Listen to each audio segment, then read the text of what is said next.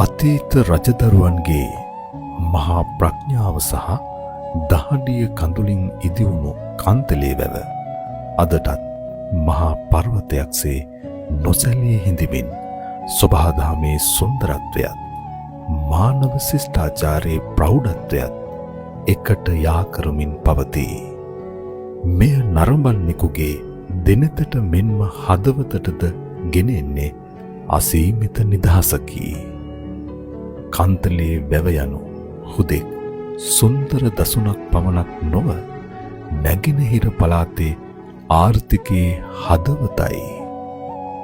දහස් සංඛ්‍යාත ගොවි පවුල් ප්‍රමාණයකගේ ජීවනෝපාය රඳා පවතින්නේ මේ දියවර මතය.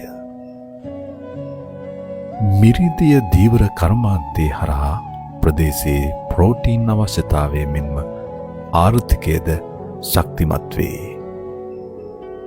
අවට ඇති වනජීවී පද්ධතිය සහ භූගත ජල මට්ටම පවත්වා ගැනීමට මෙම වැව මගින් ලැබෙන දායකත්වය මිල කළ නොහැකිය.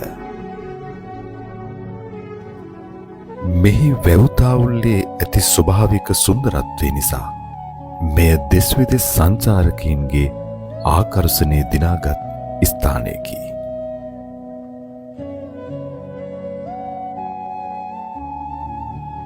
කුෂිකාර්මික කටයුතු සඳහා මෙන්ම ත්‍රිකුණාමලේ ප්‍රදේශයේ පානීය ජල අවශ්‍යතාවයේ සපුරාලීමටද මෙම වැව මහත් සේවයක් ඉටු කරයි.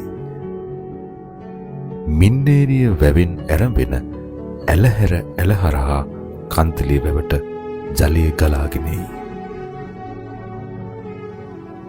දෙවැනි අක්බෝ රජු විසින් කන්තලේ වැව ඉදි කළ බව ඉතිහාසයේ සඳහන් වේ.